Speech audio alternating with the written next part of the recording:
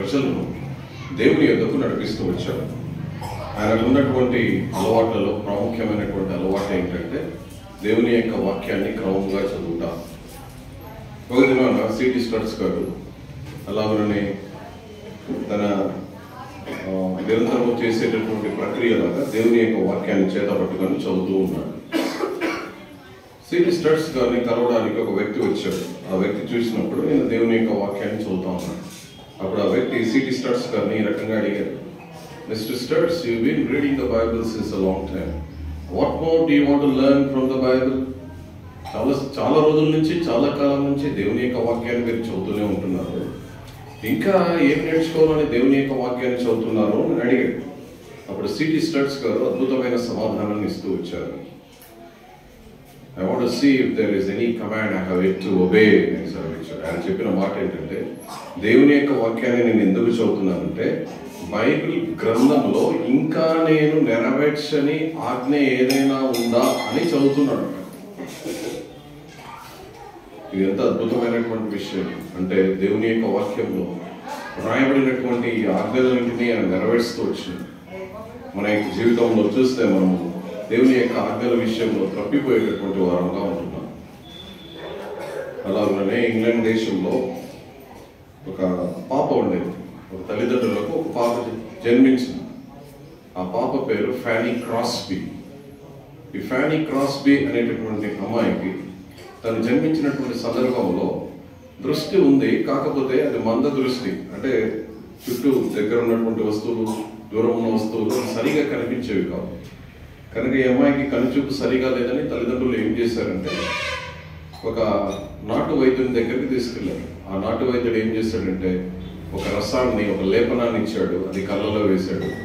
ఆ కళ్ళలో వేసినప్పుడు ఏం జరిగిందంటే, ఆమెకు ముందే కొద్దిగా కనిపిస్తూ ఉంది, ఇప్పుడు పూర్తిగా అసలే కనిపించకుండా పూర్తిగా అంధురాలైపోయింది. చిన్నప్పటి నుంచి ఆమెకున్నటువంటి అలవాటు ఏంటంటే, దేవుని యొక్క గ్రంథాన్ని ఎంతగానో ప్రేమిస్తూ వచ్చింది. ఇప్పుడు చిన్నతనంలో ఏమైంది, గుడ్డి పాప అయిపోయింది. దేవుని యొక్క వాక్యాన్ని చదవాలి, దేవుని యొక్క వాక్యాన్ని చదవడానికి తన కన్ను కనిపించు. ఇలాంటి స్థితిలో తను ఏం చేసేదంటే, తన పక్కింట్లో ఒక ఆంటీ ఉండేది. ఆమె ఉదయకాల సమయంలో, సాయంకాల సమయంలో దేవుని యొక్క వాక్యాన్ని గట్టిగా చదివేది. అందుకోసమని అమ్మాయి ఎవరో ఒకరి సహాయంతో ఆంటీ దగ్గరికి వెళ్ళి ఆమె దగ్గర కూర్చొని ఆమె దేవుని యొక్క వాక్యాన్ని చదివేటప్పుడు చాలా శ్రద్ధగా దేవుని యొక్క వాక్యాన్ని వింటూ వచ్చింది. ఈ ఫ్యానీ క్రాస్బీ అనేటటువంటి అమ్మాయి. ఈ ఫ్యానీ క్రాస్బీ అనేటటువంటి అందురాలు చాలా ఆశ్చర్యకరమైనటువంటి విషయం ఏంటంటే, పాత నిబంధన గ్రంథంలో ఉండేటటువంటి మొదటి 4 పుస్తకములు, కొత్త నిబంధన గ్రంథంలో ఉండేటటువంటి మొదటి 4 పుస్తకములు కంఠస్థం చేసుకుంది. ఎక్కడ ఏ అధ్యాయంలో ఏ వచనమో అడిగినా కానీ ఆమె చెప్పేస్తుంది. ఇంత అద్భుతమైనటువంటి విషయం. ఒక అందురాలైనటువంటి ఆ బాలిక దేవుని యొక్క వాక్యాన్ని ఎంతగా ప్రేమించి ఎన్ని వచనాలు తను నేర్చుకుంటూ వచ్చింది.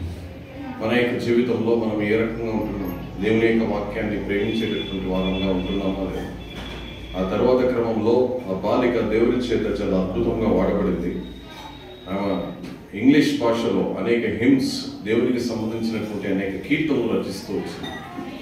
ఈ దినాన కూడా మనం కూడా మన సంఘాల్లో, యూత్ మీటింగ్స్లో ఆమె రాసిన కొన్ని పాటలు పాడుతూ ఉంటాం. వాటిలో ఒక పాట మీకు బాగా తెలిసినటువంటి పాట, blessed assurance Jesus is mine అనేటటువంటి ఈ హిమ్ రాసింది ఎవరంటే ఫ్యానీ క్రాస్బీ అనేటటువంటి ఆ బాలిక. ఇటువంటి ఉపోద్ఘాతంతో మనము ప్రభు యొక్క బలలో ప్రవేశించడానికి ముందుగా దేవుని యొక్క వాక్యంలో నుండి 1 కొరింథీయులకు రాసిన పత్రిక 10వ అధ్యాయం 24వ వచనాన్ని అందరం కలిసి బిగ్గరగా చదవాలి. 1 Corinthians chapter 10 and verse 24. 1 కొరింథీయులకు రాసిన పత్రిక 10వ అధ్యాయం 24వ వచనాన్ని అందరం కలిసి బిగ్గరగా చదవాలి. అందరము బిగ్గరగా చదవాలి. నూతన నిబంధన గ్రంథంలో పేజ్ నెంబర్ 152. 1 కొరింథీయులు 10వ అధ్యాయం 24వ వచనం. ఎవడనో తన కొరకే కాదు ఎదుటి వాని కొరకు మేలు చేయ చూచుకొనవలెను. అలాగనే 11వ అధ్యాయం 28వ వచనాన్ని అందరం కలిసి బిగ్గరగా చదువుతాం. కాబట్టి ప్రతి మనుషుడు తను తాను పరీక్షించుకోవాలని చేసి ఆ రెడ్డలన్నీ ఆ పాత్ర నుండి ప్రార్థన చేసుకున్నాను. ప్రేమ మోపంలో తండ్రి ఉదయకాల సమయంలో తీసుకొని వచ్చినటువంటి లేఖన భాగాలను బట్టి వందనాలు. ఉదయకాల సమయంలో ఆరాధన ద్వారా మాకు మాట్లాడుతూ వచ్చాడు.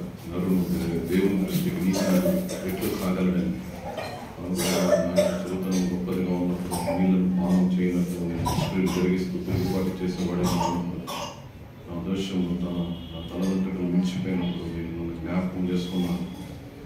యేసుక్రీస్తు నామమున దేవుని ఆత్మయందు నన్ను పరిశుద్ధపరిచి పవిత్రపరిచి నీతిమంతులుగా చేశారు. ఒక యేసుక్రీస్తు రక్తం ద్వారా నన్ను నీతిమంతులుగా చేశారు. మీ యొక్క ఉచితమైనటువంటి కృప చేతనే నీతిమంతులుగా చేసిన విధానానికి మీకు ఎంతగానో వందనాలు. రెండవ ప్రశ్న, దేవుని దృష్టికి ప్రయోజనకారుడుగా నేను కేవలం మీ దృష్టికి మస్టోలేను, గుడ్ ఫర్ నథింగ్, దేనికి పనికిరాని వాడిగా మీరు జ్ఞాపకం చేసుకుని యజమానుడు వాడుకుంటూ అర్హమైన పాత్రగా చేస్తూ వచ్చారు. ప్రతి సత్కార్యం సిద్ధంగా జరిగించే వ్యక్తిగా చేస్తూ వచ్చారు.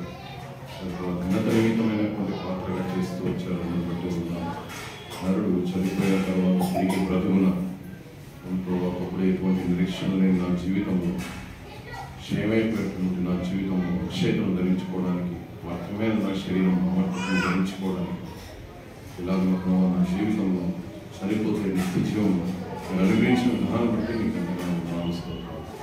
నాకు మాత్రమే కాకుండా నేను జరిగిన ప్రజలందరికీ ఇటువంటి గొప్ప దినతను నేను అనుగ్రహిస్తూ వచ్చాను. తిరిగి మరణ భూస్థాపన పునరుత్థాపన ఈ జ్ఞాపకం చేసుకుంటూ యోగ్యమైనటువంటి విధానంలో ఈ కళలో పాల్గొంటున్నప్పుడు ఈ శరీరంలో రక్తంలో వాటిలో చేయి వేయనటువంటి యోగ్యమైనటువంటి విధానంలో పవిత్రమైన హృదయంలో చేయి వేయటం మనకు సాధించాను. నేను కూడా జ్ఞానం లేని వాళ్ళని మీకు సందర్భించున్నాను. మీరు కడగండి, పవిత్రపరచండి, ఆత్మాభిషేకం అనుగ్రహించండి. మీ ప్రజలకు ఏ మాటల ద్వారా ఆత్మీయమైనటువంటి పురుషులకు కలుగుతుంది. ఆ మాటలు మీకు బయలుదేరినప్పుడు మీరు కృపను చూపండి. చీకటి శక్తులను, అంధకార శక్తులను అజరేడైన యేసుక్రీస్తు నామంలో బంధిస్తూ మా ప్రభువు ప్రేమ శక్తి యేసుక్రీస్తు వారి ఘనమైన నామమున ప్రార్థించి వేడుచున్నాము తండ్రి.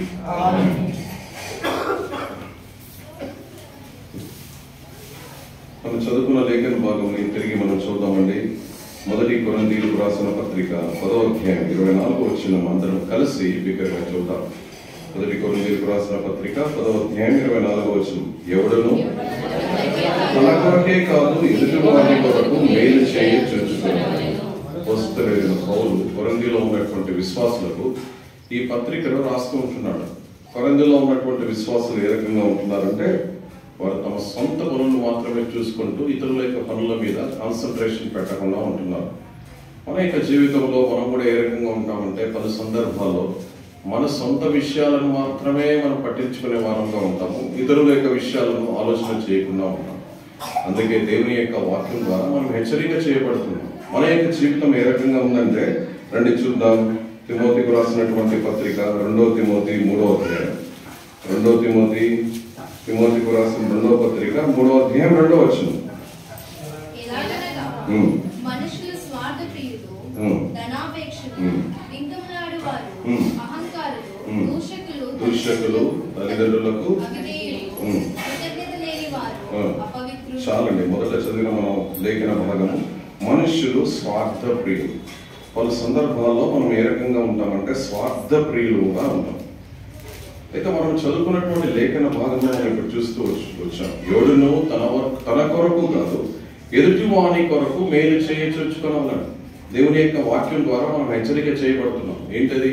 మనం స్వార్థ ప్రియులముగా ఉండకుండా, మన యొక్క సొంతానికి పనికొచ్చే సంగతులను చూసుకోకుండా, మన సొంత విషయాలను కాకుండా, ఎవడును తన కొరకు కాదు ఎదుటి వాని కొరకు మేలు చేయొచ్చుకునేవారు. ఇతరులకు మనము మేలు చేసేటటువంటి వ్యక్తులుగా ఉంటున్నాం. ఈ మధ్యాహ్న కాల సమయంలో ఒక వ్యక్తి గురించి మనం ధ్యానం చేసుకుంటున్నాం. ఆ వ్యక్తి గురించి 3 సందర్భాల్లో లేఖనాల్లో వ్రాయబడుతూ వచ్చింది. ఈ 3 సందర్భాల్లో ఆ వ్యక్తి గురించి లేఖనాల్లో వ్రాయబడినప్పుడు ఆ వ్యక్తి ఏం చేస్తూ వచ్చాడంటే, ఎవడనో తన కొరకు కాక ఎదుటి వాని కొరకు మేలు చేయొచ్చుకునేవాడు.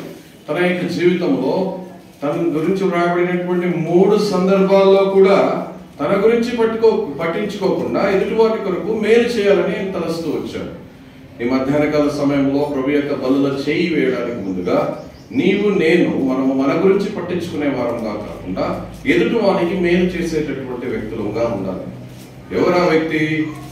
ఆ వ్యక్తి ఏం చేస్తూ వచ్చాడన్న సంగతులు మనం ఇప్పుడు ధ్యానించమని ఉంటున్నాం. రండి, యోహాను సువార్త మొదటి అధ్యాయం. యోహాను సువార్త మొదటి అధ్యాయానికి వెళ్దాం. యోహాను సువార్త మొదటి అధ్యాయం 40వ వచనం నుంచి 42వ వచనం వరకు అందరం కలిసి చూద్దాం. యోహాను సువార్త మొదటి అధ్యాయం 40వ వచనం నుంచి 42వ వచనం. యోహాను మాటని ఆయన వెంబడించిన ఇతరులు ఒకడు సీమోను పేతురు యొక్క సహోదరుడైన అంద్రెయ. ఇతడు మొదట తన సహోదరుడైన సీమోనును చూసి మేము మెస్సీను కనుగొంటామని అతనితో చెప్పి యేసు వద్దకు అతని తోడుకొని వచ్చెను. మెస్సియా అన్న మాటకు శక్తుడని అర్థం. యేసు అతని వైపు చూచి నీవు యోహాను కుమారుడైన సీమోను, నీవు కేఫా అనబడుతున్న చెట్టును. కేఫా అన్న మాటకు రాయి అని అర్థము. మనం చదివినటువంటి ఈ లేఖన భాగంలో ఒక వ్యక్తి గురించి చూస్తూ ఉంటున్నాం. ఆ వ్యక్తి ఎవరంటే సీమోను పేతురు యొక్క సహోదరుడైన అంద్రెయ. సీమోను పేతురు కాదు, సీమోను పేతురు యొక్క సహోదరుడైనటువంటి, ఇంగ్లీష్ లో ఏమంటామంటే వ్యక్తిని ఆండ్రూ అని అంటాం. ఆండ్రూ అంటే అంద్రెయ. ఈ అంద్రెయ అనేటటువంటి వ్యక్తి మొట్టమొదటిగా బాప్తిసం ఇచ్చి యోహాను యొక్క శిష్యుడిగా ఉంటున్నాడు. ఆ దినాల్లో యూదులు దాదాపుగా 4000 సంవత్సరాలు ఈ మెస్సియా కొరకు, అభిషేక్తుని కొరకు వారు ఏం చేస్తున్నారంటే వెయిట్ చేస్తూ ఉన్నారు, అంటే ఎదురు చూస్తూ ఉంటున్నారు. అలాంటి సందర్భంలో ప్రభువైనటువంటి యేసుక్రీస్తు వారిని ఎప్పుడైతే సీమోను పేతురు యొక్క సహోదరుడైన అంద్రెయ కనుగొంటూ వచ్చాడో అప్పుడు ఆయన పలికినటువంటి మాట ఇక్కడ రండి చూద్దాం. 41వ వచనంలో మనం చూద్దామండి. అతడు మొదట తన సహోదరుడైన సీమోను చూచి మేము మెస్సియను కనుగొంటామని అతనితో చెప్పాను. We have found the message.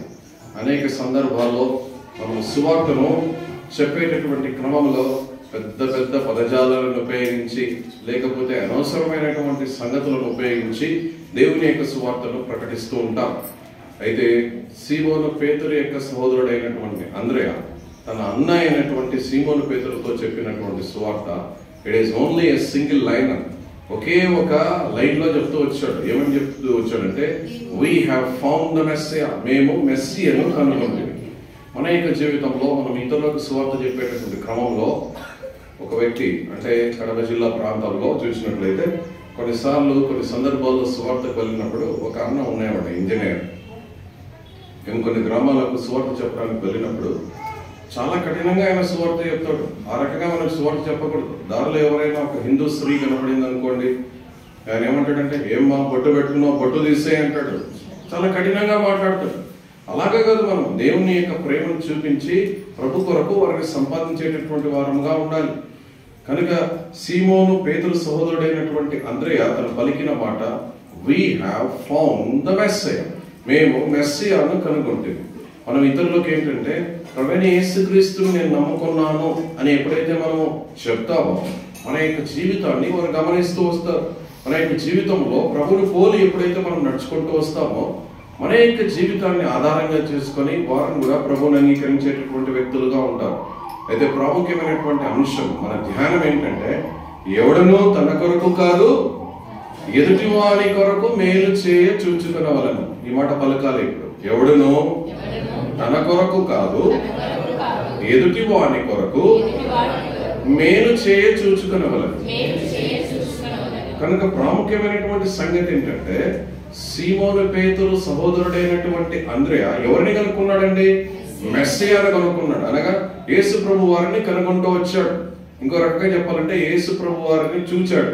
చూచిన తర్వాత తను చేసిన సంగతి ఏంటంటే ఏం చేశాడు రండి చూద్దాం. ఇదే మొదటి అధ్యాయము 42వ వచనం అందరం కలిసి దగ్గరగా చూద్దాం. యేసు వద్దకు అతని తోడుకొని వచ్చెను. మెస్సియా అన్న మాటకు అభిషేకుడని అర్థం. చాలండి. యేసు వద్దకు అతని తోడుకొని వచ్చును. తోడుకొని వచ్చినంటే ఎట్లా వస్తుంది? తోడుకొని రావడం అంటే దూరం నుంచి పిలవడమా, పట్టుకొని పోవడమా? చేయి పట్టుకొని పోవడం. ఎక్సలెంట్. చేయి పట్టుకొని తీసుకొని వెళ్ళారన్నమాట. అంటే వ్యక్తిగతంగా మనం ప్రభువైనటువంటి యేసుక్రీస్తు వారిని సొంత రక్షకునిగా అంగీకరించినటువంటి సందర్భంలో మనము మాత్రమే సంతృప్తి చెంది ఉండకూడదు. మన ఇంట్లో ఉన్నటువంటి మన సహోదరులకు, మన తల్లిదండ్రులకు, భార్యకు, భర్తకు, పిల్లలకు, ఇరుగు పొరుగు వారికి, స్నేహితులకు యేసుక్రీస్తు ప్రభు వారిని పరిచయం చేసేటటువంటి వారంగా ఉండాలి. Firstly, what Andrew did was he brought his brother Simon Peter to Lord Jesus Christ. సీమోను పేతురు సహోదరుడైన అంద్రేయ చేసిన మొట్టమొదటి పని ఏంటంటే, మొట్టమొదటిగా తను ప్రభువైన యేసుక్రీస్తు వారిని కనుగొనడం మాత్రమే కాకుండా తను చేసినటువంటి అద్భుతమైనటువంటి సంగతి ఏంటంటే, తన అన్న అయినటువంటి సీమోను పేతురుని ప్రభువైనటువంటి యేసుక్రీస్తు వారి యొద్దకు తీసుకొని వచ్చాడు. పాత నిబంధన గ్రంథాన్ని మనం ధ్యానం చేసినట్లయితే, పాత నిబంధన గ్రంథంలో ఆది కాండంలో 3వ అధ్యాయంలో 9వ వచనంలో ఒక ప్రశ్న వ్రాయబడి ఉంది. ఏంటి ఆ ప్రశ్న అంటే, where are thou, where are you, నువ్వు ఎక్కడ ఉన్నావు అనే ప్రశ్న వ్రాయబడి ఉంది. 4వ అధ్యాయానికి వెళితే 4వ అధ్యాయం 9వ వచనంలో ఇంకొక ప్రశ్న వ్రాయబడి ఉంది. ఏమని వ్రాయబడి ఉంది? వేర్ ఈస్ యువర్ బ్రదర్, నీ సహోదరుడు ఎక్కడ అని వ్రాయబడి ఉంది. ఈ మధ్యాహ్న కాల సమయంలో మనందరితో ప్రభు అడిగేటటువంటి ప్రశ్న ఏంటంటే, నీ భర్త ఎక్కడా, నీ భార్య ఎక్కడా, నీ కుమారుడు ఎక్కడా, నీ కుమార్తె ఎక్కడా, నీ అత్త ఎక్కడా, నీ మామ ఎక్కడా, నీ చిన్నాన్న ఎక్కడా, నీ చిన్నమ్మ ఎక్కడా? నువ్వైతే దేవుని యొక్క మందిరంలో కూర్చొని ఉంటున్నావు. నువ్వు ఒక్కడివే దేవుని యొక్క మందిరంలో కూర్చొని ఉండవచ్చు. సోదరి, నువ్వు ఒక్కదానివే దేవుని యొక్క మందిరంలో కూర్చొని ఉండవచ్చు. నీకు సంబంధించినటువంటి వ్యక్తులు, నీ తల్లి మందిరంలో ఉంటున్నా, నీ తండ్రి మందిరంలోకి వచ్చాడా, నీ భార్య మందిరంలో ఉన్నా, నీ భర్త మందిరంలో ఉంటున్నాడా, నీ కుమారులు కుమార్తెలు దేవుని యొక్క మందిరంలో వారు ఉంటూ ఉన్నారా? ఇది చాలా ప్రాముఖ్యమైనటువంటి అంశం. కనుక అంద్రేయ పలికినటువంటి మాట, we have found the Messiah. ఎవరు తీసుకొని వచ్చాడు? తన అన్న అయినటువంటి సీమోను పేతురుని ప్రభు అయినటువంటి యేసుక్రీస్తు వారి యొద్దకు తీసుకొని వచ్చాడు. ఎవడును తన కొరకు కాదు, ఎదుటి వాని కొరకు మేలు చేయ చూచుకునవలెను. మనం ఎప్పుడైతే ప్రభు అయినటువంటి యేసుక్రీస్తు వారిని సొంత రక్షకునిగా అంగీకరిస్తామో, మనం ఇతరులకు ప్రభువైన యేసుక్రీస్తు వారిని పరిచయం చేసేటటువంటి వ్యక్తులుగా మనం ఉండాలి. ఇంగ్లాండ్ దేశంలో సూజన్ వెస్లీ అనేటటువంటి ఒక స్త్రీ ఉంది. ఆ స్త్రీకి వివాహమైన తర్వాత, ఇప్పుడు సహోదరులందరూ నన్ను ఆశ్చర్యంగా చూస్తారు. సూజన్ వెస్లీకి ఎంతమంది సంతానం అంటే 19 మంది పిల్లలు. అంటే ఎంతమంది అండి? 19 మంది. ఈ రోజుల్లో ఒక్కరు పుడితే, ఇద్దరు పుడితే ఇంకా అయిపోయింది. ఇంకా 19 మంది పిల్లలు పుట్టారు. ఈ 19 మంది పిల్లల్లో ఆ తర్వాత చిన్న వయసులోనే, ఆ దినాల్లో అంటే ఏమంటారు, వైద్య సదుపాయాలు సరిగా లేనటువంటి కారణాన్ని బట్టి 9 మంది పిల్లలు చనిపోయారు. 9 మంది పిల్లలు చనిపోతే ఇంకెంతమంది మిగిలారు? 10 మంది పిల్లలు. ఈ 10 మంది పిల్లల కొరకు సూజన్ వెస్లీ గారు ఎప్పుడు భారంగా ప్రార్థన చేస్తూ వచ్చేది. ప్రతిదినము వారికి దేవుని యొక్క వాక్యాన్ని బోధించేది. ప్రతిదినము తన ఇంట్లో కుటుంబ ప్రార్థన పెట్టేది. ఆదివారం నాడు ఈ 10 మంది పిల్లలను తన వెనుక వేసుకొని చిన్న చిన్న పిల్లలను దేవుని యొక్క మందిరానికి వెళ్ళేది. దేవుని యొక్క మందిరానికి వెళితే అక్కడ విషయం ఏంటంటే, దేవుని యొక్క మందిరానికి వెళ్ళినప్పుడు అక్కడ ఉన్నటువంటి పాస్టర్ లేకపోతే ఆ దైవ సేవకుడు ఆయన వాక్యం సరిగా చెప్పేవాడు కాదు. అందుకోసం ఆమె ఏం చేసేది, మందిరంలో వాళ్ళు ఉంచేది. వాక్యం అయిపోయిన తర్వాత ఇంటికి తీసుకొని వచ్చిన తర్వాత వంట చేసేది. ఆ వంట చేసేటటువంటి సందర్భంలో వంట గదిలో, వంటశాలలో ఈ కూరగాయలు తీసుకొని కూరగాయలు కట్ చేస్తూ ఆ 10 మంది పిల్లలను కూర్చోబెట్టుకొని దేవుని యొక్క వాక్యాన్ని అద్భుతంగా బోధించేది. అంటే చాలా గొప్ప ప్రసంగికుల కంటే ఇంకా అద్భుతంగా దేవుని యొక్క వాక్యాన్ని విపులంగా వర్ణించేది. ఆ సందర్భంలో దారిన వెళ్ళేటటువంటి కొంతమంది వ్యక్తులు తన పిల్లలకు తన దేవుని యొక్క వాక్యాన్ని బోధించడం చూసి విన్నాను. ఆ తర్వాత ఇరుగు పొరుగు వారిలో ఒక 3 కుటుంబాలు వారు వచ్చి, మేము కూడా మా పిల్లలను పంపిస్తామని ఆదివారం పంపించారు. ఆ తర్వాత ఇంకొక వారానికి ఇంకొక కుటుంబం. కొద్ది దినాల తర్వాత వంట గదిలో స్థలం సరిపోలేదు. ఆ తర్వాత ఏం జరిగిందంటే, సూజన్ వెస్లీ గారు ఒక రూమ్ రెంట్కి తీసుకుని ఆ రూమ్ లో పిల్లలందరికీ దేవుని యొక్క వాక్యాన్ని బోధిస్తూ వచ్చింది. నెలకు ఒకసారి ఆయన చేసేటటువంటి పని ఏంటంటే, రాత్రికాల సమయంలో 10 మంది పిల్లలు పడుకున్నప్పుడు ఒక్కొక్క బిడ్డ తల దగ్గరికి వచ్చి ఆ బిడ్డ తల మీద చేయి పెట్టి ఒక్కొక్క బిడ్డ కొరకు 1 గంట ప్రార్థన చేస్తూ వచ్చింది. అంటే దాదాపుగా 10 గంటలు, ఒక్కొక్క పిల్లోడికి పాపకు 1 గంట కేటాయిస్తే 10 గంటలు వారి కోసం ప్రార్థన చేస్తూ వచ్చింది. ఇలాగ ప్రార్థన చేస్తూ దేవుని యొక్క వాక్యాన్ని బోధించినటువంటి సందర్భంలో ఆ దినాల్లో ఇంగ్లాండ్ దేశంలో ఎక్కడ చూసినా వ్యభిచారము తాండవం ఆడుతూ ఉంది. అనేక మంది మద్యానికి త్రాగుడుకు బానిస అయిపోతూ ఉన్నారు. ఉదయకాల సమయంలో 5 గంటల నుంచే ఇలాంటి పాప కార్యాలు జరిగేటటువంటి సందర్భం. అలాంటి సందర్భంలోనే ఒక గొప్ప ఆత్మీయమైన విప్లవకారుడు ఈ సూజన్ వెస్లీ కుటుంబంలో నుంచి వచ్చాడు. ఆయన పేరే జాన్ వెస్లీ. ఈ జాన్ వెస్లీ అనేటటువంటి ఈ గొప్ప దైవజనుడు ఉదయకాల సమయంలో 5 గంటలకే ఈ ప్రదేశాలకు వెళ్ళి ఎక్కడైతే ఈ పాప కార్యాలు జరుగుతున్నాయో, మద్యం సేవిస్తున్నారో, గొప్ప దుష్కార్యములు జరిగిస్తున్నారో ఆ ప్రాంతాల్లో దేవుని యొక్క వాక్యాన్ని ప్రకటిస్తూ వచ్చాడు. ఈయన దేవుని యొక్క వాక్యాన్ని ప్రకటించిన కారణాన్ని బట్టి అనేక మంది వ్యక్తులు ప్రభువైన యేసుక్రీస్తు వారిని అంగీకరిస్తూ వచ్చాడు.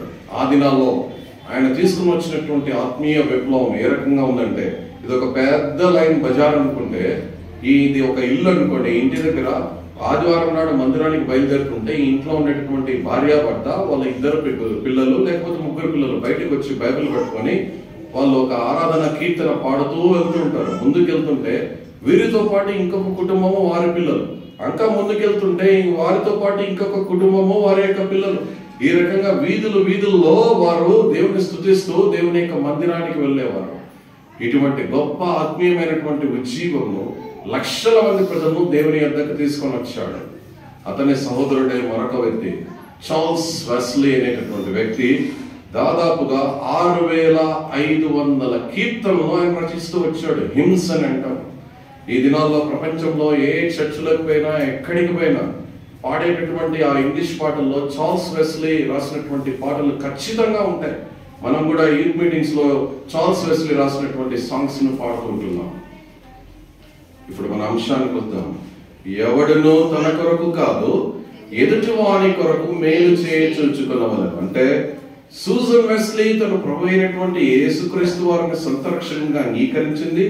తను అంగీకరించడం మాత్రమే కాకుండా తన కుటుంబంలో ఉన్నటువంటి తన పిల్లలందరినీ ప్రభు అయినటువంటి యేసుక్రీస్తు వారి దగ్గరికి తీసుకొని వచ్చింది. ఎలా ఉంది నీ యొక్క జీవితం, నా యొక్క జీవితం?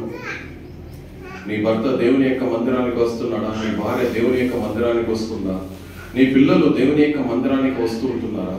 నీ ఇంట్లో ఉండేటటువంటి అత్త, మామ, లేకపోతే ఇంకా పెద్ద వయసులో ఉన్నటువంటి వ్యక్తులను నువ్వు దేవునికి మందిరానికి తీసుకొని వస్తుంటున్నావా?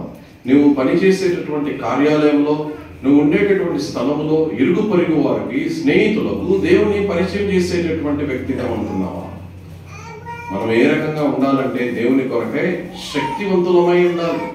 సువార్తలో శక్తి అనేది ఉంది. రండి చూద్దాం. రోమీయులకు రాసిన పత్రిక 1వ అధ్యాయం. రోమీయులకు రాసిన పత్రిక 1వ అధ్యాయం 16వ వచనాన్ని.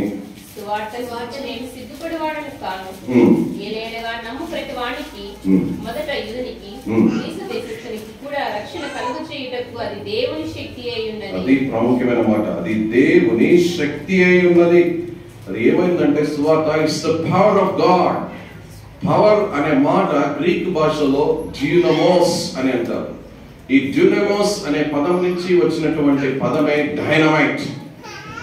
డైనమైట్ అంటే ఏంటంటే it is an explosive. Explosive అంటే ఒక బాంబు లాంటిది. పెద్ద పెద్ద రోడ్లు వేసేటప్పుడు, పెద్ద బండలు ఉన్నప్పుడు, కొండలు ఉన్నప్పుడు వాటిని పగలగొట్టడానికి ఏం చేస్తారంటే డైనమైట్లను పెట్టి పేలుస్తారు. అప్పుడు ఆ బండలన్నీ పేలుతాయి. క్రీస్తు నిమిత్తమై ప్రభు అయినటువంటి యేసుక్రీస్తు వారి నిమిత్తమై ఒక శక్తిగా, డ్యూనమోస్ గా, డైనమైట్ గా ఉండేటటువంటి వ్యక్తిగా ఉండాలి.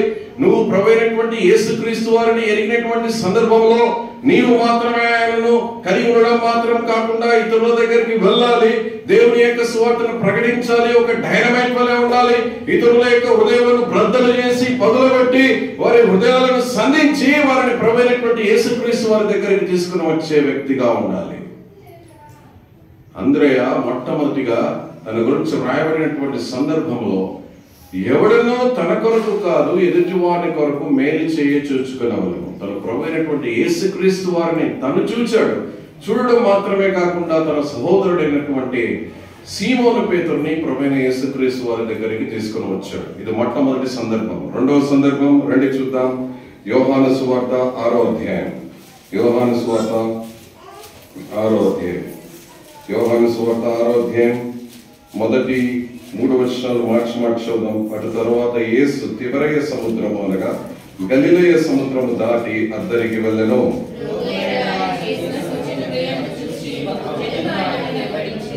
యేసు కొండ ఎక్కి అక్కడ తన శిష్యులతో కూడా కూర్చుండెను. నేను ఇప్పుడు ఒక మాటను నేను చదవబోతున్నానండి. 9వ వచనం నేను మాత్రమే చదువుతాను. ఇక్కడ ఉన్న ఒక చిన్నవాని యొక్క 5 యవన రొట్టెలు 2 చిన్న చేపలు ఉన్నవి. దాని పై భాగం 8వ వచనం. ఆయన శిష్యులలో ఒకడు అనగా సీమోను పేతురు సహోదరుడైన అంద్రెయ. ఇక్కడ ఉన్న ఒక చిన్నవాని యొక్క 5 యవన రొట్టెలు 2 చిన్న చేపలు ఉన్నవి. మొట్టమొదటిగా అంద్రెయ తన అన్న అయినటువంటి సీమోను పేతురుని ప్రభు అయినటువంటి యేసుక్రీస్తు వారి దగ్గరికి తీసుకొని వచ్చాడు. రెండవదిగా ప్రభు అయిన యేసుక్రీస్తు వారు సుదీర్ఘ ప్రసంగం చేస్తున్నాడు. అనేక మంది ప్రజలు ఆకలి కొట్టున్నారు. అలాంటి సందర్భంలో ఎవరి దగ్గర ఆహారం లేదు, దగ్గరగా ఏదైనా షాప్స్ కూడా లేవు. ఇలాంటి సందర్భంలో ఎవరి దగ్గర ఆహారం ఉందని వెతుకుతూ ఉంటే ఇప్పుడు అంద్రెయ కనుక్కున్నాడు. ఒక చిన్న పిల్లవాని దగ్గర ఉన్నాయి 5 రొట్టెలు 2 చేపలు ఉన్నట్లుగా ఆయన కనుగొంటూ వచ్చాడు. కనుక ఈ చిన్న పిల్లవాడిని ప్రభువైనటువంటి యేసుక్రీస్తు వారి యొద్దకు తీసుకుని వెళ్తా ఉన్నాడు. అనేక సందర్భాల్లో చిన్న పిల్లవాళ్ళు, పెద్ద పిల్లవాళ్ళు, లేకపోతే మందిరంలో ఉన్నటువంటి వృద్ధులు మనం వ్యత్యాసంగా చూస్తుంటాం. దేవునికి అందరూ కావాలి. ముఖ్యంగా చిన్నపిల్లలైన వాళ్ళు ఎక్కువగా కావాలి. చిన్నపిల్లలైనటువంటి వాళ్ళు, యవనస్తులైనటువంటి వాళ్ళు దేవునికి ఏది అర్పిస్తారో అది ప్రభువు చాలా శ్రేష్టకరమైనదిగా పరిగణిస్తాడు. అందుకే ఒక గొప్ప దైవజనుడు ఈ రకంగా సెలవిస్తూ వచ్చాడు. The church's greatest asset isn't the money that is deposited in the bank, but the children, youth who are willing to offer something to God. That's something that God can bless and use it to feed the whole church. ఆయన సెలవిచ్చినటువంటి మాట ఏంటంటే, ఒక సంఘం యొక్క గొప్పతనం ఆ సంఘం యొక్క బ్యాంక్ అకౌంట్ లో ఉండేటటువంటి ధనమును బట్టి ఆధారపడదు. ఒక సంఘం యొక్క గొప్పతనము దేని మీద ఆధారపడుతుంటుందంటే, ఆ సంఘానికి వచ్చేటటువంటి చిన్న చిన్న పిల్లలు, యవనస్తులు, వారైతే దేవునికి సమర్పణ పూర్వకంగా ఏదైతే అర్పిస్తారో దేవుడు అర్పించినటువంటి దానిని ఆశీర్వదించి, ఆ ఆశీర్వదించిన దానిని సంఘములో భోజనం నిమిత్తమై, ఇతర అవసరం నిమిత్తమై వాడుకోవడానికి ఉపయోగిస్తాడో అదే చాలా గొప్ప సంఘం అని సెలవిస్తూ వచ్చాడు. కాబట్టి చిన్నపిల్లలు, యవనస్తులు ఎవరైనా సరే దేవుని కొరకు త్యాగ సహితంగా మనం సమర్పించేటటువంటి వారంగా ఉండాలి. ఒక చిన్న పిల్లవాడు ఉంటున్నాడు. ఆ పిల్లవాడి దగ్గర 5 రొట్టెలు 2 చేపలు ఉంటున్నాయి. అందుకే మనకు ఒక దైవజనుడు ఈ రకంగా సెలవిస్తూ వచ్చాడు. Little is good when God is in it. చిన్నదైనా సరే దాని లోపల దేవుడు కనుక ఉంటే చాలా గొప్ప సంగతిని సెలవిస్తూ వచ్చాడు. మన అంశానికి తిరిగి వస్తాం. మొట్టమొదటిగా అంద్రెయ ఎవరిని తీసుకొని వచ్చాడు అంటే, తన సహోదరుడైనటువంటి సీమోను పేతురుని ప్రభువైన యేసుక్రీస్తు వారి దగ్గరికి తీసుకొని వచ్చాడు. రెండవదిగా ఎవరిని తీసుకొని వచ్చాడు? ఒక చిన్న బాలుని ప్రభువైనటువంటి యేసుక్రీస్తు వారి దగ్గరకు తీసుకొని వచ్చాడు. నేను కడపలో నివాసం చేస్తుంటాను. ఒక ఇంజనీరింగ్ కాలేజ్లో, అంటే యూనివర్సిటీ ఉంది, ఇప్పుడు అన్నమాచార్య యూనివర్సిటీలో అసిస్టెంట్ ప్రొఫెసర్గా పనిచేస్తుంటాను. కడపలో నేను దాదాపుగా 8 సంవత్సరాల నుంచి కడపలో ఉంటున్నాను. అంతకుముందు రాయచోట్లో ఉన్నాను. మా ఊరు రాయచోటు. యాక్చువల్లీ నేను రాజంపేటలో వర్క్ చేస్తున్నటువంటి కారణాలను బట్టి కడపలో ఉంటాను. మా వైఫ్ వాళ్ళ ఊరు కూడా కడపనే. మా వైఫ్ వాళ్ళ హిందూ కన్వర్ట్స్ అనమాట. కరోనాలో జరిగినటువంటి ఒక సందర్భాన్ని మీకు వివరించాలనుకుంటున్నాను. ఈ సందర్భంలో ఒక ఇల్లస్ట్రేషన్ ఇవ్వడానికి. కరోనా సమయంలో మనకు తెలుసు, ఆ సమయంలో ఒక వ్యక్తి ఇంకొక ఇంటికి వెళ్ళడానికి, బయటికి వెళ్ళడానికి, ఏ ప్రదేశమైనా వెళ్ళడానికి చాలా కఠినంగా ఉండేది.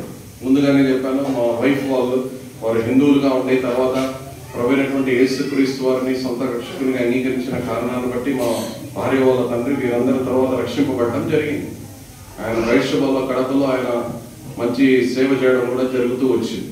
అయితే మా వైఫ్ వాళ్ళ చిన్నాన్న వాళ్ళు ఇప్పటికీ హిందువులుగానే ఉంటూ వచ్చారు. వారు ప్రభువైనటువంటి యేసుక్రీస్తు వారిని అంగీకరించలేదు. కనుక నా భార్య వాళ్ళ చిన్నాన్న, ఆయనకు ఒక తీవ్రమైనటువంటి అనారోగ్యం కలిగింది ఆ కరోనా టైంలో. ఆ తర్వాత కాలి కూడా దెబ్బ తగిలింది. ఆయన హాస్పిటల్ అడ్మిట్ చేశారు. కరోనా టైం హాస్పిటల్ ఆయన చూడడానికి ఎవరు వెళ్తారండి? చాలా భయంకరమైనటువంటి పరిస్థితులు. ఇంట్లో ఉన్న వాళ్ళు కూడా అక్కడ ఉండి ఎక్కువసేపు ఉండడానికి కూడా లేదు. ఇలాంటి భయంకరమైన స్థితిలో ఇది నేను చాలా అద్భుతమైనటువంటి అవకాశంగా నేను తలస్తూ వచ్చాను. ఎలాగైనా సరే రిస్క్ అయినా పర్వాలేదు, నేను వెళ్ళాలి, ఆ అంకుల్ని కలవాలని తీర్మానం చేసుకున్నాను. ప్రతిదినము సాయంకాలం నేనంటే నా డ్యూటీ నుంచి తిరిగి వచ్చిన తర్వాత తను ఉండే హాస్పిటల్కి వెళ్ళేవాడిని. అక్కడికి వెళ్ళి దేవుని యొక్క ప్రేమల గురించి, దేవుని యొక్క సువార్తను ఆయన ప్రకటించేటటువంటి వాడిని.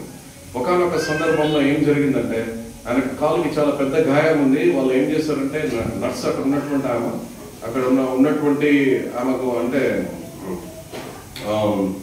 అక్కడ ఉన్నటువంటి కాటన్ క్లాత్ తీసుకుని ఆయనకు కట్టు కట్టడం జరిగింది.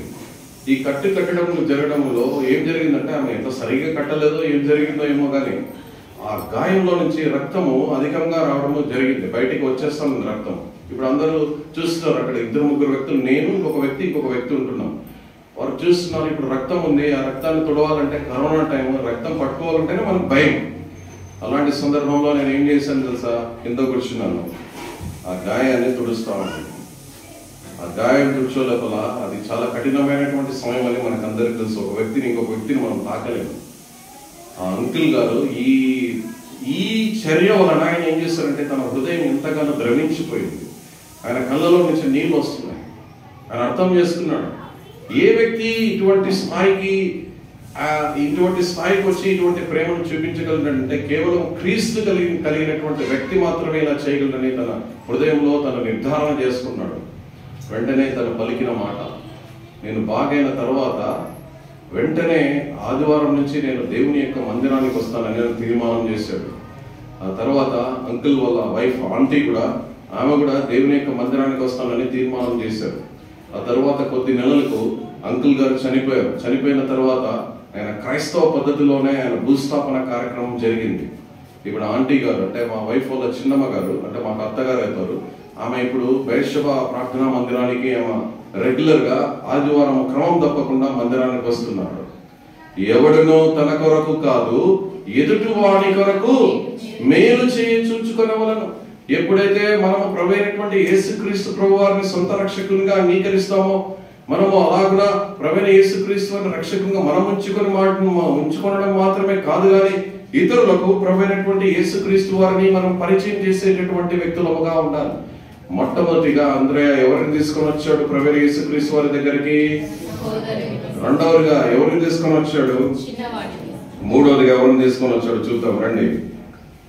యోహాను సువార్త 12వ అధ్యాయం. యోహాను సువార్త 12వ అధ్యాయం 20వ వచనం నుంచి 23వ వచనం వరకు మార్చి చూద్దాం. యోహాను సువార్త 12వ అధ్యాయం 20వ వచనం నుంచి 23వ వచనం వరకు. ఆ పండుగలో ఆరాధింప వచ్చిన వారిలో కొందరు గ్రీసు దేశస్థులు ఉండిరి.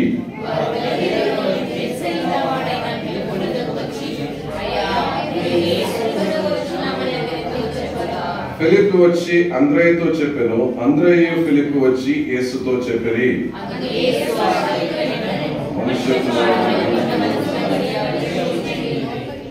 ఇక్కడ చూసినట్లయితే గలిలయలోని బెత్సైదా వాడైన ఫిలిప్పు 20వ వచనం, ఆ పండుగలో ఆరాధింప వచ్చిన వారిలో కొందరు గ్రీసు దేశస్థులు. They were men of Greek. కొంతమంది గ్రీసు దేశస్థులు అక్కడికి వచ్చారు. గ్రీకు దేశస్థుల గురించి మీకు అందరికీ తెలుసు. గ్రీకు దేశస్థులు అంటే మనకు గుర్తొచ్చేది అరిస్టాటిల్, సోక్రటీస్, ఇటువంటి పెద్ద పెద్ద ఫిలాసఫర్స్. వీరు చాలా జ్ఞానం కలిగినటువంటి వ్యక్తులు, అమితమైనటువంటి జ్ఞానం కలిగినటువంటి వ్యక్తులు. ఇలాంటి గ్రీస్ దేశస్థులు ఆ దినాల్లో అక్కడ పండగ జరుగుతున్నటువంటి సందర్భంలో అక్కడికి వచ్చారు. They wanted to seek an interview with the Lord Jesus Christ. ప్రభువైనటువంటి యేసుక్రీస్తు వారితో కలవాలని వారు ఇష్టపడతా ఉన్నారు. అలాంటి సందర్భంలో ఫిలిప్పు దగ్గరకు వచ్చారు. ఫిలిప్పు అంద్రేయ దగ్గరకు వస్తే అంద్రేయ ఈ విషయాన్ని ప్రభువైన యేసుక్రీస్తు వారికి చెప్పడం జరిగింది. అంటే ఈ సందర్భంలో ఎవడునో తన కొరకు కాదు, ఎదుటి వాని కొరకు మేలు చూచుకొనవలెను. మొట్టమొదటిగా తన అన్న అయినటువంటి సీమోను పేతురును ప్రభువైన యేసుక్రీస్తు వారి దగ్గరికి తీసుకొని వచ్చాడు. రెండవదిగా ఒక చిన్న పిల్లవాడిని ప్రభువైనటువంటి యేసుక్రీస్తు వారి దగ్గరికి తీసుకొని వచ్చాడు. మూడవదిగా గ్రీస్ దేశస్థులు అక్కడికి వచ్చారు. అంద్రేయ ద్వారా ప్రభువైన యేసుక్రీస్తు వారి దగ్గరికి తీసుకుని రాబడ్డారు.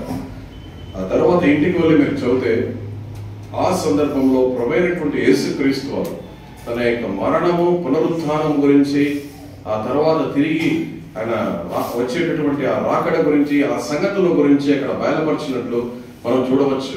అనగా సందర్భం మనకు కావాల్సినటువంటి మాట ఏంటంటే, అంద్రేయ గ్రీసు దేశస్థులను ప్రభువైనటువంటి యేసుక్రీస్తు వారి యొద్దకు తీసుకొని వచ్చాడు. తన గురించి రాయబడినటువంటి 3 సందర్భాల్లో తన గురించి ఆలోచించకుండా ఇతరుల గురించి ఆలోచిస్తూ వచ్చాడు. ఎవడనో తన కొరకు కాదు ఎదుటివాని కొరకు మేలు చేయి చూచుకునేవాళ్ళను. తన అన్నను తీసుకొని వచ్చాడు, చిన్న పిల్లవాడిని తీసుకొని వచ్చాడు, గ్రీసు దేశస్తులను తీసుకొని వచ్చాడు. మన యొక్క జీవితంలో ఎన్ని ఆత్మలు మనం ప్రభు అయినటువంటి యేసుక్రీస్తు వారి దగ్గర తీసుకొని వచ్చేటటువంటి వారంగా ఉంటాం. మనం పనిచేసే కాలేజ్లో, మనం పనిచేసే ఆఫీస్లో, మనం పనిచేసేటటువంటి స్థలంలో, మన ఇరుగు పొరుగు వారిలో ఎంతమందికి మనం ప్రభు అయినటువంటి యేసుక్రీస్తు వారిని ప్రకటించేవారుగా ఉంటాం. ఎంతమందిని మనం ప్రభు అయిన యేసుక్రీస్తు వారి దగ్గర తీసుకొని వచ్చాం. ఇంగ్లాండ్ దేశంలో పేరుగాంచినటువంటి సండే స్కూల్ టీచర్ ఉంటున్నాడు. ఆయన పేరు ఎడ్వర్డ్ కింబల్. ఈ ఎడ్వర్డ్ కింబల్ అనేటటువంటి సండే స్కూల్ టీచర్ యొక్క ప్రొఫైల్, ఆయన యొక్క రికార్డ్ ఏంటంటే, ఆయన దేవుని యొక్క వాక్యం చెప్తే చిన్నపిల్లలు అబ్బాయిలైనా అమ్మాయిలైనా వారు దేవుని యొక్క వాక్యం వింటే వెంటనే కరిగిపోయి వారు ప్రభువైన యేసుక్రీస్తు వారిని సొంత రక్షకునిగా అంగీకరించేవారు. ఈ ఎడ్వర్డ్ కింబల్ గారు ఒక దినాన దేవుని యొక్క వాక్యాన్ని ప్రకటిస్తుంటున్నాడు సండే స్కూల్లో. ఆ సమయంలో ఒక యవనస్తుడైనటువంటి బాలుడు అక్కడికి వచ్చాడు. అక్కడికి వచ్చి దేవుని యొక్క వాక్యాన్ని విన్నాడు. వాక్యం చెప్పడం అయిపోయిన తర్వాత ఎడ్వర్డ్ కింబల్ గారు చివరిగా ప్రార్థన చేస్తున్నాడు.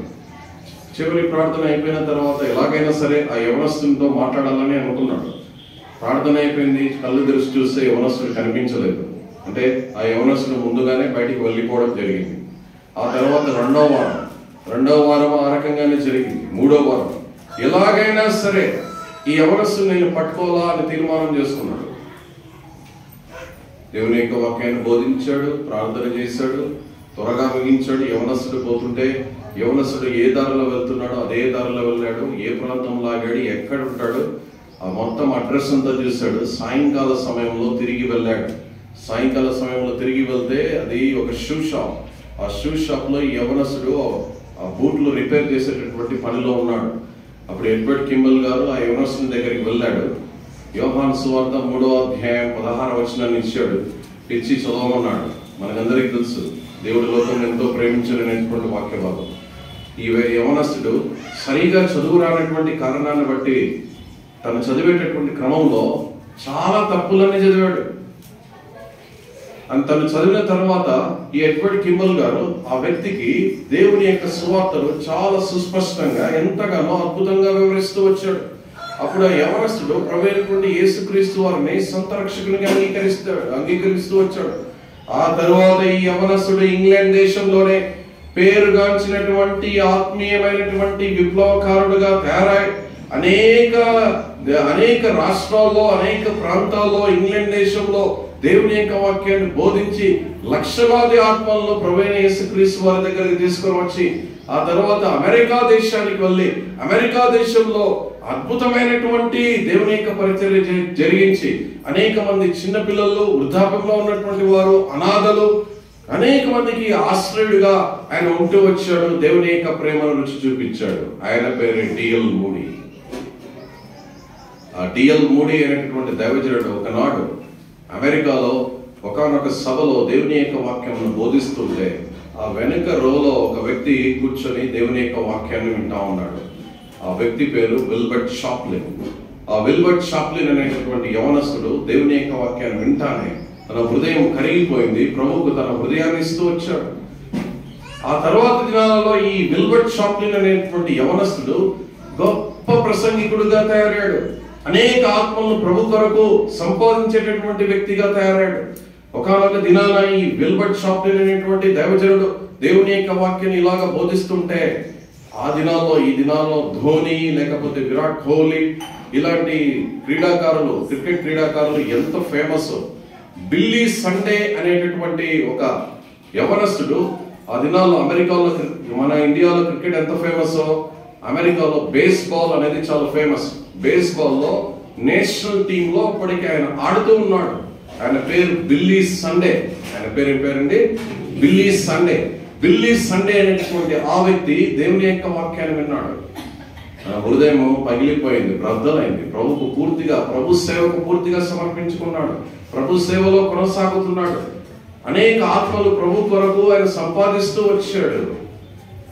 ఈ వ్యక్తి తర్వాత తను ఎప్పుడైతే ప్రభుని సొంత రక్షకుడిగా అంగీకరించాడో తను ఉన్నటువంటి జాతీయ జట్టులో నుంచి బయటకు వచ్చేసాడు. ఏ క్రీడాకారుడైనా జాతీయ జట్టు నుంచి బయటకు వస్తాడా? తన సొంతంగా రాలేడు. ప్రభు కోసం అంతటి త్యాగం చేస్తూ వచ్చాడు. ఒక దినాన బెల్లి సండే గారు దేవుని వాక్యాన్ని బోధిస్తుంటే మరొక యవనస్తుడు దేవుని యొక్క వాక్యాన్ని విన్నాడు. ఆయన పేరు మొర్దెకై హామ్.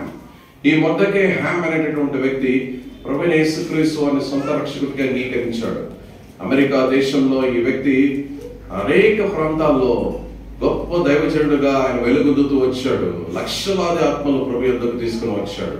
ఈ మొర్దెకై హామ్ అనేటటువంటి వ్యక్తి అమెరికా దేశంలోని నార్త్ కరోలినా అనేటటువంటి ప్రాంతంలో ఒక వారం రోజులు దేవుని యొక్క కూటములు ఏర్పాటు చేశాడు. ఈ వారం రోజులు ఆ కూటములు ఏర్పాటు చేసినటువంటి సందర్భంలో అక్కడ కొంతమంది యవనస్తులు ఉంటున్నారు నార్త్ కరోలినా అనేటువంటి ప్రాంతంలో. వారందరూ ఈ కూటములను ఎలాగైనా సరే మనం డిస్టర్బ్ చేయాలి, కూటములు జరగకుండా చేయాలని అల్లరి మూక అది. ఈ అల్లరి మూక బయలుదేరింది. ఆ అల్లరి మూకతో ఇంకొక యవనస్తుని బయలుదేరిపోయాడు. ఆ యవనస్తుడు బయలుదేరిపోయిన తర్వాత ఈ మొర్దెకై హామ్కు ఉన్నటువంటి తలాంత్ ఏంటంటే దేవుని వాక్యం బోధించేటప్పుడు ఆయన పూర్తిగా పరిశుద్ధాత్మతో నింపబడి దేవుని యొక్క వాక్యాన్ని బోధిస్తాడు. ఎలాంటి కఠిన హృదయమైన ప్రభు కొరకు హృదయం తెరవాల్సిందే. దేవుని యొక్క వాక్యాన్ని ఆయన బోధిస్తా ఉన్నాడు. బోధిస్తుంటే ఈ యవనస్తుల హృదయాల్లో దేవుని ఆత్మ రగులుకుంటా ఉంది. వారిని హృదయాన్ని ఒప్పింపజేస్తా ఉంది. ఆ అల్లరి ముగ్గులతో వెళ్ళినటువంటి యవనస్తుడు కూడా అక్కడే అదే దినాన ఈ యవనస్తులందరూ ప్రభు కొరకు తీర్మానం చేసుకోవడమే కాకుండా సంపూర్ణ సేవ కొరకు కూడా తీర్మానం చేసుకున్నారు. వారం రోజులు జరగాల్సినటువంటి ఆ ప్రత్యేక కూటములు తర్వాత 2 వారాలు ఎక్స్టెండ్ అయ్యాయి. ఆ 2 వారాలు ఆ రకంగా కూటములు తయారవుతూ వచ్చాయి. ఈ అల్లరి మూకతో వెళ్ళినటువంటి యవనస్తుడు ఆ తర్వాత ప్రఖ్యాతిగాంచినటువంటి గొప్ప దైవజనుడుగా తయారై ప్రపంచంలో ఉండేటటువంటి దాదాపుగా 170 దేశాల్లో దేవుని యొక్క సువార్తను ప్రకటించాడు. భారతదేశానికి 3 సార్లు వచ్చాడు. 3 సార్లు వస్తే భారతదేశం గడగడ వణికిపోయింది. భారతదేశం అంతా క్రైస్తవులు అయిపోతారేమో అనుకుని భారతదేశంలోనికి రాకుండా నిషేధం విధించారు. ఈ గొప్ప దేవుడు ఎన్నో కోట్ల మంది ప్రజలను 2.2 బిలియన్ పీపుల్ ని ప్రభువైనటువంటి యేసుక్రీస్తు వారి దగ్గరికి తీసుకుని వచ్చాడు. ఆయన పేరే డాక్టర్ బిల్లీ గ్రామ్. ఈ పరిచర్య మొత్తము దేంతో ఆరంభమైంది తెలుసా? Started with 1 Sunday school teacher. ఒక చిన్న సండే స్కూల్ టీచర్ తో ఈ పరిచర్య ఆరంభమైంది. ఎవడిలో తన కొరకు కాదు ఎదుటి వారి కొరకు మేలు చూచుకోవాలని ఒక్క సండే స్కూల్ టీచర్ ద్వారా ఎంత గొప్ప పరిచర్య జరిగిందో ఆలోచించండి. కనుక నీ ద్వారా నా ద్వారా మనం జరిగించేటటువంటి చిన్న చిన్న పరిచర్యలు ఆ తర్వాత అవి శృంఖలాలుగా పెద్ద పెద్ద పరిచర్యలుగా కావచ్చు. మన ద్వారా గొప్ప గొప్ప ఆత్మీయమైనటువంటి దైవజనులను మనం వెలికి తీసుకుని రావచ్చు. 3 సందర్భాలు చూస్తూ వచ్చాం. 3 సందర్భాల్లో అంద్రయ్య మొట్టమొదటిగా ఎవరిని తీసుకొని వచ్చాడు? రెండవదిగా ఎవరిని తీసుకొని వచ్చాడు? మూడవదిగా ఎవరిని తీసుకొని వచ్చాడు? నాలుగవది రండి చదువుదాం ఇప్పుడు. అపోస్తుల కార్యంలో 1వ అధ్యాయం. అపోస్తుల కార్యంలో వెళ్దామండి. అపోస్తుల కార్యంలో 1వ అధ్యాయము 12 నుంచి 15 వచనం చూద్దాం. 12 నుంచి 14 వచనం వరకు అందరం కలిసి చూద్దాం. అప్పుడు వారు ఒలీవల వనమడైన కొండ నుండి యెరూషలేమునకు తిరిగి వెళ్ళి ఆ కొండ యెరూషలేమునకు విశ్రాంతిగా ఉన్న నడవదగినంత సమీపంలో ఉన్నది. వారు పట్టణంలో ప్రవేశించి తాము బస చేయించుకున్న మేడగదిలోనికి ఎక్కిపోయి వారెవరనగా పేతురు, యోహాను, యాకోబు, అంద్రెయ, ఫిలిప్పు, తోమా, బర్తొలొమై, అల్ఫై కుమారుడు యాకోబు, జలోతేనబడిన సీమోను, యాకోబు కుమారుడు యూదాను, వీరితో కూడా కొందరు స్త్రీలు యేసు తల్లి అయిన మరియు ఆయన సోదరులు ఏక మనసుతో ఎడతెగక ప్రార్థన చేయుచుండిరి. ఎడతెగక ప్రార్థన చేసేటటువంటి గుంపులకి ఎవరు వెళ్ళాడండి? అంద్రెయ వెళ్ళాడు. 3 సందర్భాల్లో మనం చదివిన 3 సందర్భాల్లో 3 వ్యక్తుల్ని ప్రభువైనటువంటి యేసుక్రీస్తు వారి దగ్గరికి తీసుకుని వెళ్ళాడు. ఈ సందర్భంలో ప్రభువైనటువంటి యేసుక్రీస్తు వారి దగ్గరికి ఎవరు తీసుకుని పోలే. కారణం ఏంటి? ప్రభువైనటువంటి యేసుక్రీస్తు వారు అప్పటికి చనిపోయారు. మృతుడే ఆరోహుడే వెళ్ళిపోయాడు. ఇప్పుడు ఎవరి గుంపులో ఈయన ఉంటున్నాడంటే ప్రార్థనా గుంపులో ఉంటున్నాడు. ప్రార్థన చేస్తా ఉన్నాడు. మేడ గది మీద ప్రార్థనా గుంపులో ఎడతెగక ప్రార్థన చేసేటటువంటి స్వభావం కలిగిన వ్యక్తిగా ఉంటున్నాడు. తను చేసినటువంటి ప్రార్థనా ఫలితంగా ఏం జరిగిందో రండి చూద్దాం. 2వ అధ్యాయం 41వ వచనం. 2వ అధ్యాయము బాప్తిస్మం పొందిరి. ఆ దినమందు ఇంచుమించు 3,000 ఎంతమంది అండి? 3,000 మంది చేర్చబడరు. ప్రభువైన యేసుక్రీస్తు వారు ఉన్నంత వరకు ఎవరో ఒకరిని ప్రభువైన యేసుక్రీస్తు వారి దగ్గరకు తీసుకుని వెళ్ళాడు. ప్రభువైన యేసుక్రీస్తు వారి లేని సందర్భంలో ప్రార్థన ఆయుధంగా చేసుకున్నాడు, ప్రార్థిస్తూ వచ్చాడు. 3,000 మందిని సంఘంలో చేస్తూ వచ్చాడు తన ప్రార్థన ద్వారా. What a terrific thing it is. మన యొక్క జీవితంలో ప్రార్థన ఏ రకంగా ఉంది? చాలా ప్రాముఖ్యమైన ప్రశ్న. మీకంటే కొంతమంది కంటే నేను పెద్దవాడిని, కొంతమంది కంటే చిన్నవాడిని. ఈ ప్రశ్న వేయాలంటే చాలా కష్టంగా కూడా ఉంటుంది. మనం ఉదయకాల సమయంలో ఎంతమంది ప్రార్థన చేశాము, ఉదయకాల సమయంలో ఎంతమంది బైబిల్ చదువుకుంటూ వచ్చాము. ఈ ప్రశ్న నిజంగా మనకు తెలియకపోవచ్చు, కానీ దేవుడు అంతా రికార్డ్ చేస్తూ ఉంటాడు మన స్టోరీ. ఉదయకాల సమయంలో మనం ప్రార్థన చేసినటువంటి వారంగా ఉంటున్నామా? కీర్తనకారుడు దావీదు ఈ రకంగా అంటున్నాడు ప్రార్థన గురించి. రండి, కీర్తన గ్రంథం 5వ అధ్యాయం. కీర్తన గ్రంథము 5వ అధ్యాయం 3వ వచనం. యెహోవా నా కంఠస్వరము నీకు వినబడును, హృదయమున నా ప్రార్థన. వాట్ ఎ ట్రెమెండస్ స్టేట్మెంట్ అండి. ఈ మాట చదువుతుంటే ఐఎమ్ గెటింగ్ గూస్ బంప్స్. మన వెంట్రుకలు నిక్కబడుచుకోవాలి. ఉదయకాల సమయం ఏం జరుగుతుందంట? ఉదయమున నా ప్రార్థన నీ సన్నిధిని సిద్ధము చేసి కాచి ఉందును. మనం ఎట్లా చదువుతామంటే దీన్ని ఉదయమున నా ప్రార్థన కాదు, ఈరోజు సండే కదా. ఉదయమున కోడి కూర, లేకపోతే తల కూర, లేకపోతే కదా మటన్ కూర సిద్ధం చేసి కాచి ఉందను. ఈ రకంగా ఉంటది మన యొక్క పరిస్థితి. ఉదయకాలంలో మనం అంతా ఏం చేస్తాం? టిఫిన్ సిద్ధం చేస్తా అంటే దావీదు ఏం సిద్ధం చేస్తున్నాడు? మా ప్రార్థనను సిద్ధం చేస్తా ఉన్నాడు. మనం ప్రార్థన ఎందుకు ప్రార్థన చేయాలి? రండి చూద్దాం. కీర్తన గ్రంథం మనం ప్రార్థన చేస్తున్న ముఖ్యమైనటువంటి పని. ఎప్పుడైతే మీరు ఈ పని ఒక్కసారి ఇప్పుడు కనుక మీరు చదువుతారో షాక్ అయిపోతారు. ఇంకా జీవితంలో మనం ఖచ్చితంగా ప్రేయర్ చేయాలని అనుకుంటారు. రండి, కీర్తన గ్రంథం 88వ అధ్యాయం 13వ వచనం అందరం కలిసి చదువుతాం. కీర్తన గ్రంథం 88వ అధ్యాయం 13వ వచనం అందరం కలిసి. యెహోవా నేను నీతోనే మనవి చేయుచున్నాను, ఉదయమున నా ప్రార్థన నిన్ను ఎదుర్కొను. తెలుగు బైబిల్లో రాయబడింది. ఎదుర్కొనడం అంటే ఎదురెదురుగా రావడం. ఇంగ్లీష్ బైబిల్లో ఏమని రాయబడిందంటే in the morning shall my prayer prevent thee. Prevent అనే మాటకు అర్థం ఏంటంటే స్టాప్. ఉదయకాల సమయంలో మనం ప్రార్థన చేస్తున్నాము, దేవుడు వింటా ఉన్నాడు. దేవుడు బిజీగా ఉండి వెళ్ళిపోవాలనుకున్నా నీ ప్రార్థన ఏం చేస్తుంది? స్టాప్. దేవుడే స్టాప్ చేస్తుంది. నీ ప్రార్థనలో ఉండేటువంటి అద్భుతమైనటువంటి శక్తి ఏంటంటే దేవుని కూడా ఆపివేసేటటువంటి శక్తి. అందుని బట్టి మనం ఉదయకాల సమయంలో, మధ్యాహ్నకాల సమయంలో, రాత్రికాల సమయంలో దేవుని యొక్క వాక్యాన్ని అధికంగా చదివేటటువంటి వారంగా ఉండాలి. నేను దేవుని యొక్క వాక్యాన్ని బాగా చదువుతాను. ఎంత ఫ్రీగా ఎప్పుడు ఫ్రీగా ఉండగానే దేవుని యొక్క వాక్యాన్ని బాగా చదువుతాను. దేవుని పరిచయంలో ఉంటున్నాను, అన్ని ప్రాంతాలకు పోతాను. కొన్నిసార్లు రాత్రి 2 వరకు చదువుతాను, కొన్నిసార్లు 3 గంటలకు చదువుతాను, కొన్నిసార్లు తెల్లారి 4 వరకు కూడా చదువుతా ఉంటాను. ఇప్పుడు మా వైఫ్ కొన్నిసార్లు మనం అంతసేపు మేలుకుంటే ఏం చేస్తారు? ఇంట్లో వాళ్ళు అరుస్తూ ఉంటారు. ఇంకేంటి ఇంక పనుకోండి అని అంటారు. ఒకసారి నేను కాలేజ్లో చాలా బిజీగా ఉంటాను. మీకు తెలుసు, ఇంజనీరింగ్ కాలేజ్లో అసిస్టెంట్ ప్రొఫెసర్ అంటే ఏ రకంగా ఉంటుంది?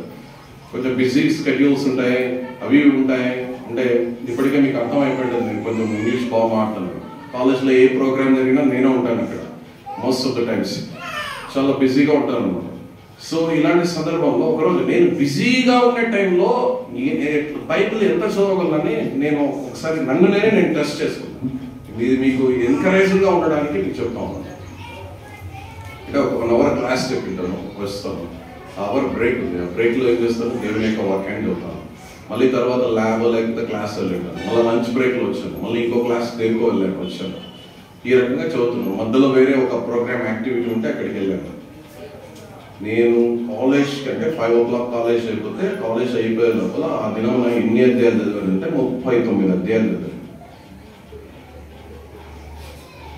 మనం రోజుకి ఎన్ని చదువుతామో ఒకసారి ఆలోచించుకోండి. దేవుని యొక్క వాక్యాన్ని మనం ప్రేమించేటటువంటి వారంగా ఉంటున్నామా? గొప్ప దైవజనుడు బిల్లీ గ్రాహం గారు ఈ రకంగా చెప్పారు. మీరు ఎంతమందికి బిల్లీ గ్రాహం గారు తెలుసో చేయి పెట్టారు. పర్వాలేదు, చిన్నోళ్ళైనా పెద్దోళ్ళైనా ఏమైనా తెలియకపోతే తెలుసుకో. అక్కడ ఒక అక్క మాత్రం వెళ్తారు లాస్ట్లో. ఈ పక్క ఎస్, బిల్లీ గ్రాహం గారు చాలా గొప్ప దైవజనుడు ఆయన. మన క్రైస్తవ ప్రపంచానికి ఆయన, మన తెలుగులో ఒక వర్డ్ అంటారు, మూల విరాట్ అనేది అంటుంటారు. ఆయన గొప్ప సేవ జరిగించాడు. ఇది దాదాపు 175 దేశాల్లో దేవుని యొక్క సువార్తను ప్రకటిస్తూ వచ్చాడు. ఆ గొప్ప దైవజనుడు ఏం మాటలు చెప్పాడు తెలుసా? అన్నీ కొంచెం ప్రాక్టికల్గా చెప్తాను నేను, ఇల్లస్ట్రేషన్స్. ఆయన ఏమని చెప్పాడంటే, ప్రతి దినం 5 అధ్యాయాలు కీర్తనలు చదవాలి. ఎన్ని అధ్యాయాలు? ఒక్క సామెతల గ్రంథంలో ఒక అధ్యాయం చదవాలి. ఒక నెలలో కీర్తనల గ్రంథం అయిపోతుంది, సామెతల గ్రంథం కూడా అయిపోతుంది. సామెతలు ఎన్ని అధ్యాయాలు ఉన్నాయి? 31 ఉన్నాయి. కీర్తనలు ఎన్ని ఉన్నాయి? ఒక నెలలో అయిపోతుంది. ఇది నేను ఇప్పటికీ ఈ రోజు వరకు కూడా, ఈ రోజు మీ దగ్గరికి మినిస్ట్రీకి వచ్చేటప్పుడు కూడా బస్సులో నేను ప్రాక్టీస్ చేస్తూ వచ్చాను. ఈ రోజు కూడా నా బస్సులో ఇంకొక ఆయన వచ్చాడు, ఆయన మైదుగురు వరకు వచ్చాడు. ఆయన కలసపాడికి పరిచయం పోయాడు. ఆ అన్నతో మాట్లాడుతూ కూడా చదువుతాను, ఆయన కూడా చూస్తున్నాడు.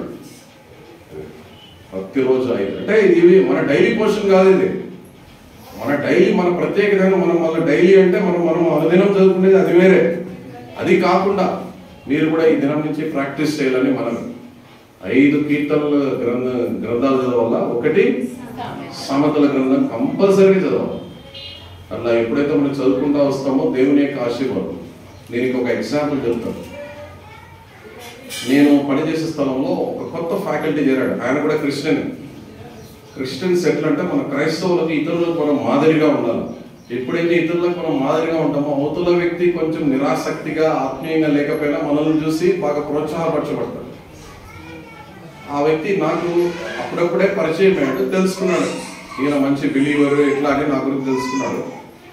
ఒకరోజు నా పక్క కూర్చున్నాడు. మళ్ళీ ఇదే స్టోరీ. ఏం స్టోరీ? 5 అధ్యాయాలు చదివాను, మళ్ళీ సామెతలు ఒక అధ్యాయం చదివాను. ఈ రకంగా ఫస్ట్ రోజు చూశాడు, 2వ రోజు చూశాడు, 3వ రోజు చూశాడు. తర్వాత ఏం జరిగిందో మీరు అర్థం చేసుకోండి. రోజు మామూలు కూర్చున్నాడు. 4వ రోజు ఏం చేశాడు? ఆయన మొబైల్లో బైబిల్ ఓపెన్ చేసినాడు. బైబిల్ ఓపెన్ చేసి ఆయన కూడా నాలాగే చదవడం ఆరంభించాడు. ఆయన కూడా ప్రాక్టీస్ చేస్తున్నాడు. కనుక మనం ఇతరులకు ప్రోత్సాహకరంగా ఉండాలి. దేవుని యొక్క వాక్యము వారికి నేర్పించేటటువంటి వారంగా ఉండాలి. అనేక ఆత్మీయమైనటువంటి విషయాలను మనం డిస్కస్ చేసేటటువంటి వారంగా ఉండాలి. ఇప్పుడు ఒక ముఖ్యమైనటువంటి ఘట్టంలోకి వస్తాం. అంద్రే గురించి పూర్తిగా మనం చదివాం, 4 పాటలు చదివాం. అయితే ఇప్పుడు ముఖ్యమైనది ఏంటంటే, ఇందాక మనం చదువుకుంటూ వచ్చాం కదా, అపోస్తుల కార్యంలో 1వ అధ్యాయం. రండి చూద్దాం. అపోస్తుల కార్యంలో 1వ అధ్యాయం. దాంట్లో అక్కడ లిస్ట్ చదివాం కదా. ఆ లిస్ట్ లో అంద్రే ఏ ప్లేస్ లో ఉన్నాడమ్మా? 4వ ప్లేస్ లో. అక్క చెప్పారు, 4వ ప్లేస్ లో ఉన్నాడు. అక్కన అమ్మాయి సహోదరి, మీరు చిన్నపిల్లలు. ఓకే. సో పేతురు, యోహాను 13వ వచనం, అంద్రేయ ఏ ప్లేస్ లో రాశారు ఆయన పేరు? ఇప్పుడు మీకు ఒక ప్రశ్న అడుగుతాను.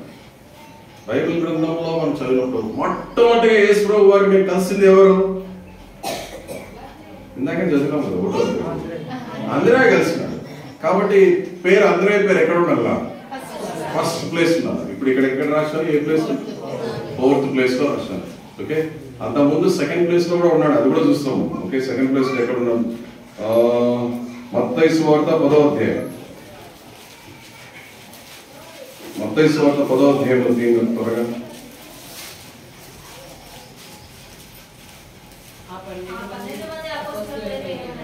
చదవండి అక్క.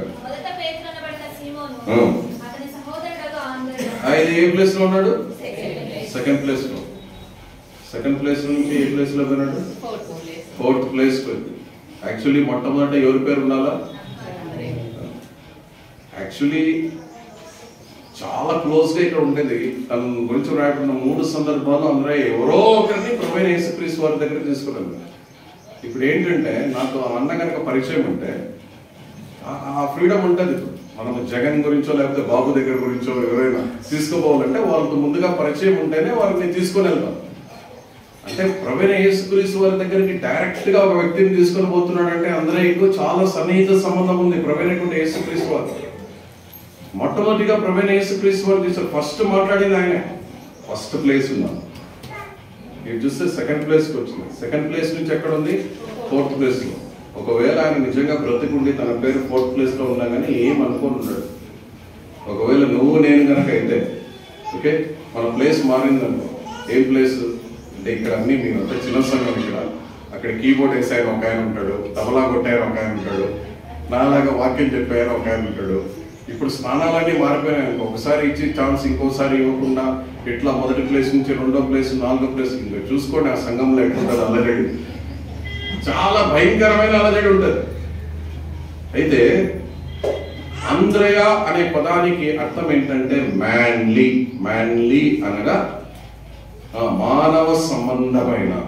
ఈ మానవ సంబంధమైన ఏందబ్బా అని అనుకొని నేను ఏదైనా ఒక మెసేజ్ ప్రిపేర్ అవ్వాలంటే నేను గంటలు రాత్రి మొదలు చదువుతాను, దాని మీద ఒక రీసెర్చ్ చేస్తాను, ఒక పిహెచ్డి లాగా అనుకోండి. అంటే వేరే రకంగా నా గురించి గొప్పగా చెప్తాను అనుకోండి. It takes a lot of time for me to prepare a message. దాని గురించి పూర్తిగా పరిశోధన చేస్తాను, బాగా ఎక్కువ చదువుతాను. ఆ మ్యాన్లీ అనే పదానికి అంటే మానవ సంబంధమైన ఎందుకు రాశాడంటే దానికి ఒక దైవజనుడు రాశాడు ఒక అద్భుతమైన మాట. The manliest thing that one can do is nothing but having burden for perishing souls and bringing all the souls to the feet of the Jesus and Lord Jesus Christ blessing those seals, the souls అని చెప్పాడు. ఆయన చెప్పిన మాట ఏంటంటే మానవ సంబంధమైనటువంటి పని ఏంటంటే నశించిపోయే ఆత్మల నిమిత్తమై భారము కలిగిండుట. ఆ నశించిపోయే ఆత్మకు ప్రభువైనటువంటి యేసుక్రీస్తు వారి పాదముల దగ్గరికి తీసుకుని వచ్చుట. అప్పుడు ప్రభువైన యేసుక్రీస్తు వారు వారిని ఆశీర్వదించుట. మనము ఎన్ని మ్యాన్లీయస్ థింగ్స్ చేస్తున్నాం, ఎంతమందిని ప్రభువైనటువంటి యేసుక్రీస్తు వారి యొద్దకు తీసుకొని వచ్చాం. ఈ మధ్యాహ్న కాలంలో మనల్ని మనం పరీక్ష చేసుకునేటటువంటి వారంగా ఉండాలి. ఎవడను తన కొరకు కాదు ఎదుటి వారి కొరకు మేలు చేయ చూచుకొనవలెను. మనం ఆ రకంగా ఉండాలి. తిరిగి ఈ మాటను మనం చూద్దామండి, రండి. మొదటి కొరింథీయులకు రాసిన పత్రిక 10వ అధ్యాయం 24వ వచనం. మొదటి కొరింథీయులకు రాసిన పత్రిక 10వ అధ్యాయం 24వ వచనం అందరిగా చూద్దాం. ఎవడనో తన కొరకే కాదు ఎదుటి వారి కొరకు మేలు చేయ చూచుకొనవలెను. ఒక గొప్ప దైవజనుడు ఇంగ్లాండ్ దేశం నుంచి చైనా దేశం బయలుదేరాడు. ఆ మిషనరీ పేరు హడ్సన్ టేలర్. ఈ హడ్సన్ టేలర్ అనేటటువంటి దైవజనుడు చైనా దేశానికి బయలుదేరి దాదాపు 2.5 సంవత్సరాలు చైనా వీధుల్లో తిరుగుతున్నాడు. దేవుని యొక్క సువార్తను ప్రకటిస్తున్నాడు. చైనీస్ భాష ఆయనకు రాకపోయి, ఈయనేమో ఇంగ్లీష్ మ్యాన్. కొద్దిగా కుకడా చిన్న చైనీస్ పదాలు నేర్చుకుని దేవుని యొక్క వాక్యాన్ని చెప్తుంటే ఎవ్వరు వినట్లేదు. ఒక ఆదివారం నాడు పరిచయం అంటే ఆయనే బోధకుడు, ఆయనే ఆరాధన, అన్నీ ఆయనే చేసుకున్నాడు. ఒక దినాన ఆయనకు చాలా ఏడుపు వచ్చింది. సముద్ర తీరానికి పోయి అక్కడ మోకాళ్ళని ప్రార్థన చేస్తున్నాడు. ప్రభా, నువ్వేమో నాకు వాగ్దానం ఇచ్చావు, నేను ఇంగ్లాండ్ దేశం నుంచి బయలుదేరి ఇక్కడికి వచ్చాను, ఇక్కడికి చూస్తే ఒక ఆత్మ కూడా రక్షింపబడలేదు, ఏంటి నా పరిస్థితిని ప్రార్థన చేసి కళ్ళు తెరిస్తే సముద్ర తీరాన సముద్ర రేణువులన్నీ కనిపించాయి. ఈ సముద్ర రేణువులు ఏ రకంగా ఉన్నాయో అలాంటి ఆత్మలు నీకు అనుగ్రహిస్తానని ఆ వాగ్దానాన్ని చేపట్టి కొద్ది దినాలు, ఒక వారం రోజులు ఇంగ్లాండ్ దేశానికి వెళ్ళి మళ్ళీ చైనా దేశానికి రావాలని ఇంగ్లాండ్ దేశానికి వెళ్ళాడు. ఇంగ్లాండ్ దేశానికి వెళ్ళి అక్కడ 5 దినాలు ప్రతిరోజు రాత్రి కూటములు పెట్టి దేవుని యొక్క వాక్యాన్ని బోధిస్తున్నాడు. దేవుని యొక్క వాక్యాన్ని బోధిస్తూ చైనా దేశంలో చాలా పరిచర్య మిగిలిపోయింది. నాతో పాటు వచ్చి చైనా దేశంలో ఎవరైనా పరిచర్య చేస్తారో మీ చేయి చూపించండి, మిమ్మల్ని తీసుకెళ్తారు. ఒక్కరు కూడా చేయట్లేదు. ముందులేను మధ్యలో ఎవరు చేయట్లా, వెనకాల చూస్తే ఎవరు చేయట్లా. ఒక వ్యక్తి వెనకాలకు వచ్చి ఉన్నాడు. ఆ యంగ్స్టర్, ఆ యవనస్తుడు చేయెత్తినాడు. రెండో రోజు కూడా అలాగే జరిగింది, ఎవరు చేయెత్తట్లా. ఈ యవనస్తుడే చేయెత్తాడు. 3వ రోజు, 4వ రోజు, 5వ రోజు అలాగే జరిగింది. 5వ రోజు కూడా ఆ యవనస్తుడే చేయెత్తాడు. విషయం ఏంటంటే ఆ యవనస్తుడు ఒక కాలు ఉంది, ఒక కాలు లేదు. ఆయన కుంటివాడు. ఇప్పుడు హడ్సన్ టేలర్ గారు ఆ యవనస్తు దగ్గరికి వెళ్ళాడు. ఆయన పేరు జార్జ్ స్టాట్.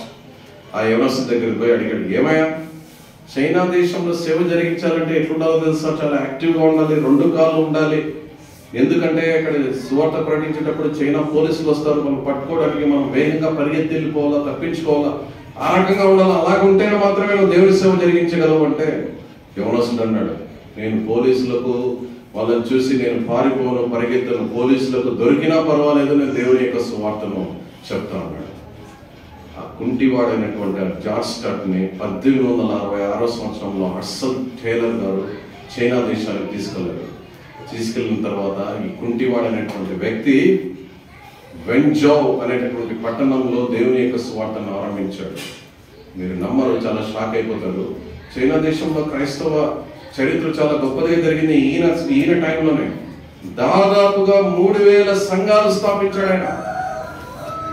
ఆ తర్వాత ఈ సంఘాలన్నీ కొట్టివేయడం జరిగింది, అది వేరే సంగతి. ఆ కుంటివాని యొక్క పరిచర్య 3000 సంఘాలు అంటే బిల్డింగ్స్ ఉండేవి కాదు, స్కూల్స్ రెంట్ తీసుకునే వాళ్ళు, కాలేజీ రెంట్ తీసుకునే వాళ్ళు, ఏదైనా వర్క్ షాప్స్ ఉంటాయి అంటే ఏదైనా పని జరిగేటివి అట్లా రేకుల షెడ్లు, వాటిలో అనేక మంది ప్రజలు కూడి దేవుని యొక్క సువార్తను ప్రకటించేటటువంటి వారు. అంతకుముందు ఆయన చేయెత్తినప్పుడు ఏమయ్యా ఎవరు చేయెత్తలా, నువ్వు ఒక్కడివి చేయెత్తావని అర్సన్ టైలర్ గారు అడిగినప్పుడు ఈ వ్యక్తి సెలవిచ్చినటువంటి అద్భుతమైనటువంటి I don't see those 2 legs going, so I must. 2 కాళ్ళు ఉండేవాళ్ళు ఎవరికి ముందు రావట్లే, ఒక కాలు ఉండేవాళ్ళు నేను ముందుకు వస్తున్నాను. 3000 సంఘాలు స్థాపించాడు. దాదాపు ఆయన 300 మందికి బాప్తిస్మం ఇచ్చాడు కుంటివాడైనా.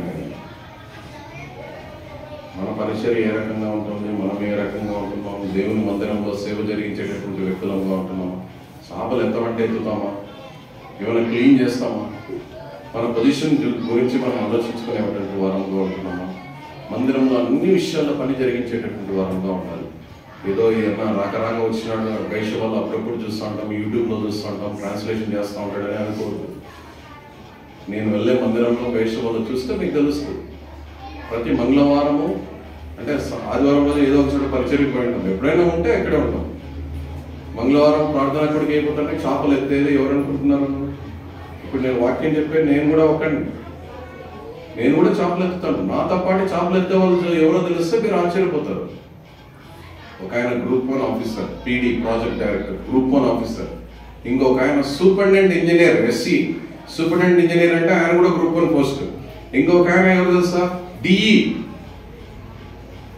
పెద్ద పెద్ద ఇంజనీర్స్ వాళ్ళు మన పక్కన వారు వంగి ఆ చేపలు ఎత్తుతుంటే మనకి చాలా సిగ్గుగా ఉంటుంది.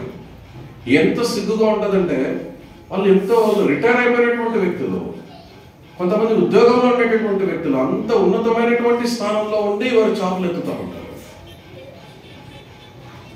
ఇంకొక అంకుల్, ఆయన వయసు ఇప్పుడు 74 సంవత్సరాలు.